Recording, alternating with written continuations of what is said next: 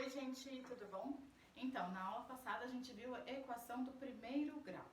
Agora a gente vai revisar a equação do segundo grau, lembram? A equação do primeiro grau, a incógnita, tinha como expoente número 1. E agora na equação do segundo grau, o maior expoente que essa incógnita pode ter é o número 2, tá? Então, ela é da forma ax² mais bx mais c igual a zero, onde a, b e c são constantes. São números constantes, certo? Eu sempre vou ter que ter a constante a. Por quê? Porque é o número que vai multiplicar o meu x ao quadrado. E esse x ao quadrado sempre precisa aparecer, tá? Que é o que caracteriza uma equação ser do segundo grau. Porém, a constante b e a constante c não precisa existir. Por quê? Porque não caracteriza a equação do segundo grau. Então, a gente fala que a gente tem a forma completa, tá? Que é justamente essa forma aqui, onde eu tenho, né? Então, eu tenho A, B e C, que são diferentes de zero, ou seja, esses valores eles não podem ser zero. E eu tenho a forma incompleta, tá? Onde eu preciso ter necessariamente o A. Porém, o B e o C não precisa ter, certo? Então, o número que multiplica o meu x elevado a 1 e o número que não multiplica nenhum x, eles não precisam necessariamente existir, eles podem ser igual a zero, tá? Então, B e C podem ser zero, tá? Então, eu tenho a forma completa e a forma incompleta. Vocês lembram como que a gente resolvia uma equação de segundo grau? Normalmente, as pessoas utilizam Bhaskara, né? A famosa fórmula de Bhaskara. Mas será que realmente a gente precisa resolver todas as equações utilizando a fórmula de Bhaskara? Porque ela é bem chata, né, de ser resolvida. Então, realmente não, a gente não precisa. A gente só precisa resolver com a fórmula de Bhaskara se eu tiver o formato completo, certo? Se eu não tiver o formato completo, eu não preciso.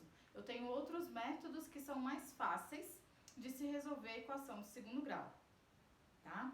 Bom, sempre, como eu tenho uma equação do segundo grau, eu sempre vou ter dois valores possíveis para o x, tá? Provavelmente um negativo e um positivo. Por quê? Porque um número negativo elevado ao quadrado, ele sempre vai dar positivo, tá? Bom, então vamos tentar aqui fazer exemplos das duas formas, tanto da forma completa quanto da forma incompleta, certo? Eu vou apresentar aqui para vocês a fórmula de Bhaskara novamente. Sei que vocês, todo mundo eu acho que já viu a famosa fórmula de Bhaskara, né? Então aqui eu tenho Bhaskara. Tá? Então eu tenho que delta é igual a b ao quadrado menos 4 que multiplica a que multiplica c. E aí para eu achar o x vai ser igual a mais ou menos o b, vai ser menos b mais ou menos a raiz de delta sobre 2 que multiplica a, certo? E esse delta é esse valor aqui, né? Então esse valor aqui ele vai dentro da raiz. Então tem que tomar muito cuidado porque eu vou ter uma raiz aqui dentro, certo? Então essa é a famosa fórmula de Bhaskara. Então, exemplos. Exemplos. Eu tenho x ao quadrado mais 2x menos 1 igual a zero. Essa aqui é a forma completa. Por quê? Porque eu tenho a, que vale 1, que é o número que multiplica x ao quadrado, né? Então, aqui é 1 vezes x ao quadrado. B, que vale 2, que é o número que multiplica o x. E o C, que vale menos 1. Cuidado aqui, ó, é o sinal, tá, do meu número. Então, ele vai na equação, menos 1. Aí agora eu vou usar a equação de Bhaskara. Então, delta vai ser igual a b ao quadrado menos 4 vezes a vezes c. Então, meu delta vai ser, o b vale quanto? Vale 2. Então, vai ficar 2 ao quadrado menos 4, que multiplica. O a vale 1 e o c vale menos 1. Menos 1. Cuidado, porque aqui vai ser menos com menos, tá, gente? Então, delta vai ser igual a 2 ao quadrado, 4. Menos 4 vezes 1 dá menos 4.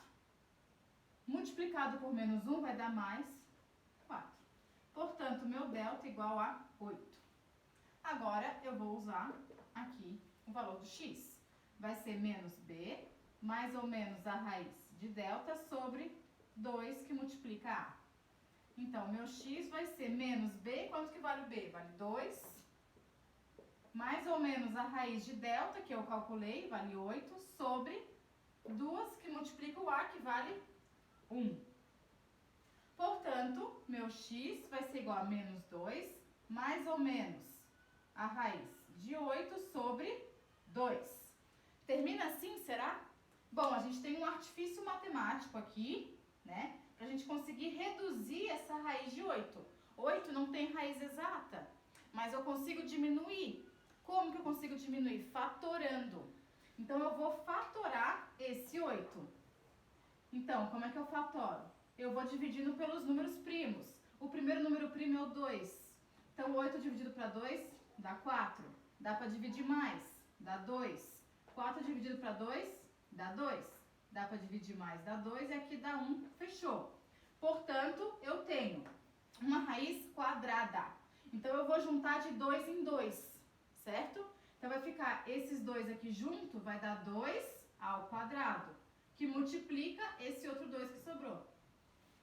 Portanto, raiz de 8 é a mesma coisa que raiz de 2 ao quadrado vezes 2. 2 ao quadrado é 4. Raiz de 4 eu sei. Quanto que vale? Vale 2. Então, eu posso tirar esse 2 da raiz. Então, a raiz de 8 é a mesma coisa que 2 raiz de 2, tá? Aí, agora a gente consegue colocar o x ali em um formato um pouquinho mais bonitinho.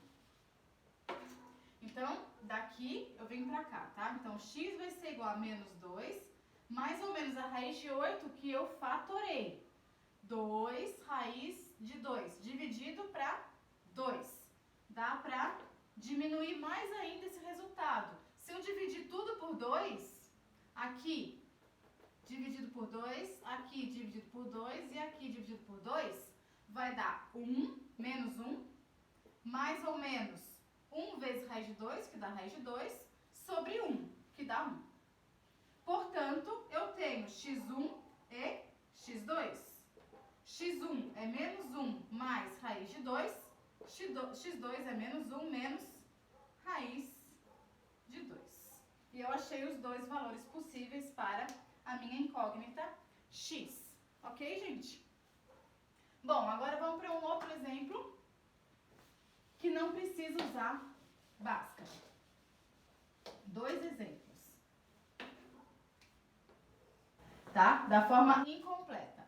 Então, eu tenho 4 que multiplica x ao quadrado mais 16 igual, menos 16 igual a 0.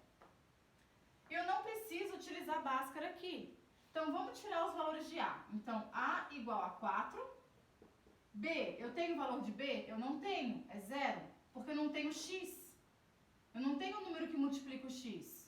Eu tenho somente o C, que é o número que não multiplica nada, que é menos 16. Então, eu posso fazer o seguinte, ó. 4x ao quadrado menos 16 igual a 0. Eu posso passar o 16 para o outro lado da equação. Vai ficar 4 vezes x ao quadrado igual a 16. Está subtraindo, passa somando. Eu tiro esse 4 daqui que está multiplicando meu x ao quadrado. Se ele está multiplicando, ele vai passar para o outro lado dividindo. Então, vai ficar x ao quadrado igual a 16 dividido para 4. Então, meu x ao quadrado vai ser igual a 4, né? 16 para 4 dá 4. E eu tiro esse quadrado daqui. Como que eu tiro esse quadrado dali? Como é que eu faço qual é a operação inversa do quadrado? É a raiz quadrada. Então, sempre que eu tirar o quadrado, eu tenho que passar mais ou menos a raiz de 4. Por que mais ou menos? Porque o menos elevado ao quadrado vai virar mais, então ele também serve. Tá? Então, meu x1 vai ser igual a... Raiz de 4 é 2, né? x1 igual a 2, mais 2. E o x2 igual a menos 2. Tudo bem? Vamos para o terceiro exemplo agora, onde eu não tenho valor de C. Vamos lá então. X ao quadrado mais 4x igual a 0. Eu não tenho o valor de C aqui, percebe? Eu tenho o valor de A, que vale 1. Eu tenho o valor de B, que vale 4. E o meu C é 0. Eu não tenho ele. Como que eu faço aqui?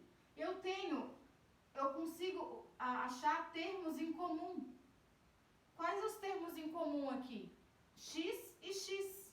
Então, eu posso colocar eles em evidência. Então, eu posso colocar x que multiplica. O x está em evidência, porque é o termo em comum. X quadrado dividido para x, sobra x. Então, esse termo aqui virou x. Mais 4x dividido para x, dá 4, igual a 0. Agora, eu tenho uma multiplicação. Se eu tenho uma multiplicação e essa igualdade dá 0, obrigatoriamente, um dos termos tem que ser 0. Né? Então, se eu tenho 4 vezes 0, é 0. 2 vezes 0 é 0. 0 vezes menos 1 é 0. Então, quando eu tenho uma igualdade igual a 0, uma multiplicação, obrigatoriamente, um dos termos tem que ser 0. Não tem outra saída. Então, eu tenho que o x1, esse x aqui, ó, ele tem que ser 0, já achei uma raiz. E o x2, que é isso aqui tudo, tem que ser 0. Então, isso aqui tudo eu vou igualar a 0, ó. Então, vai ficar x mais 4 igual a 0. Portanto, meu x igual a menos 4. Então, eu tenho x1 igual a 0 e x2 igual a 4. Eu vou fazer mais um exemplo desse jeito aqui, tá? Então, olha só. Eu não precisei usar fórmula de Bhaskara nenhuma. Tão gigante a fórmula de Bhaskara, né? Desnecessário. 2x ao quadrado mais 4x igual a 0. Quais os termos que eu tenho em comum aqui? Eu posso colocar em evidência o 2x. Por quê? Porque se eu dividir o 4 para 2, eu consigo, vai dar 2. Então, o 2x eu posso colocar em evidência. Então, vai ficar 2x dividido para 2x quadrado, vai sobrar um x. Mais 4x dividido para 2x, vai sobrar 2. Igual a 0. Então, esse termo tem que ser 0. Ou esse tem que ser 0. Então, vamos lá. 2x igual a 0, x1 igual a 0. Agora, esse outro termo, x mais 2 igual a 0. Portanto, meu x2 igual a menos 2. Fechou, né? Eu fiz essa resolução em quantas linhas? Uma, duas linhas, porque aqui já é o resultado. Enquanto que se eu estivesse usando Bhaskara, olha a quantidade de linhas que eu ia ter que usar. Então, façam desse jeito, não precisa usar Bhaskara o tempo todo, tá, gente? Por favor. É isso aí, até a próxima aula. Beijo.